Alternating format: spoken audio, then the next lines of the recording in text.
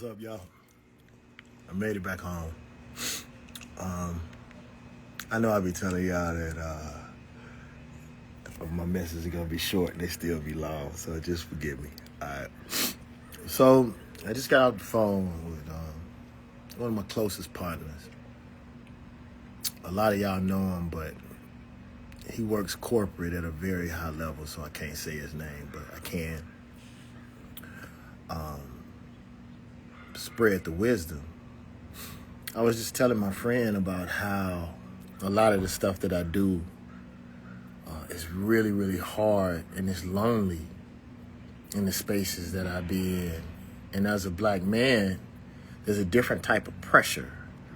I can't make no mistakes. You know, I'm moving to a different level of life. And, you know, like in music, I'm talented in music, so sometimes I can sort of just lean on what I know or muscle memory. And the stuff that I'm doing now, I can't. And my homie said something so powerful. He said, Banner, you a giant. And even when you're a giant and you sitting on your ass, your head's still in the clouds. So it's gonna be lonely. And if I wanna continue being a giant, I can't expect of having comfort that comes from being around a crowd. So I'm telling you, if you're doing something new, if you're doing something innovative, if everybody understood you, if the crowd's roars were there now before the money comes, then it's probably going to be a lot less if you make it. And I think the more doubters that you have, the more that you're alone when you do make it, it's going to be so awesome, but you're going to be so accustomed to not needing it that part won't matter. You know, and so I just wanted y'all to know that. Another thing, I can't tell you all specifically what it is, but I just came from LA. I was in LA. I just don't never tell y'all where I be. I tell y'all like a week after, a couple days after when I was in LA. And I had offered a very, very, well, we are going into talks about a very, very big deal from a very, very big company. And I want to tell those of you all who are doing the right thing that you have to ask yourself a question, a very, very personal question. Are you doing the right thing, or do you want to make money?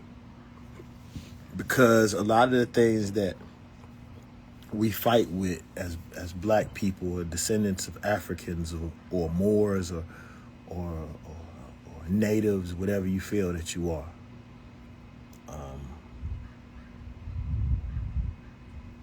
You can't have both. I was talking to a group of people in the studio today. Shout out to Needles, man. Thank you, bro. We got some really big things coming up, G. I appreciate you. I was telling them about how, you know, I played them the God Box 2. And I was telling them about how a lot of times, you know, like I give you an example. Like let's say if when we build DavidBanner.com, right, or Banner World, and let's say if I had a little young white boy who peeped some weaknesses in my armor, right? If he got on DavidBanner.com and was telling the truth, everything that he was saying was the truth about me. Like he wasn't lying at all. And it came from a good place, and he was on DavidBanner.com talking about David Banner. Would I let him continue to be on my site? Fuck no. So why would I expect Instagram or Facebook or any of these products to continue to allow me to flourish?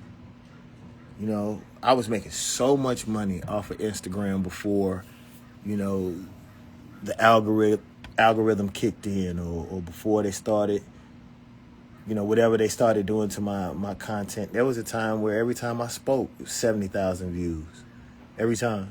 Like even if I was cooking.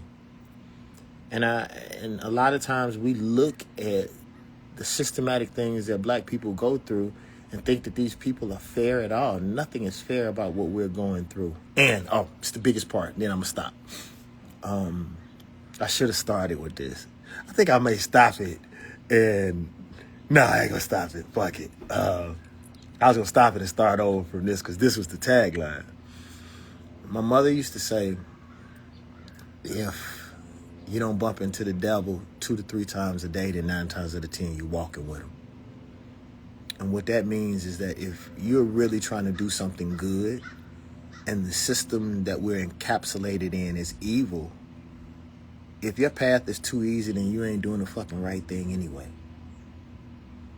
You know, if I became a superstar without struggle, then it's something that I'm not doing right as spiritually.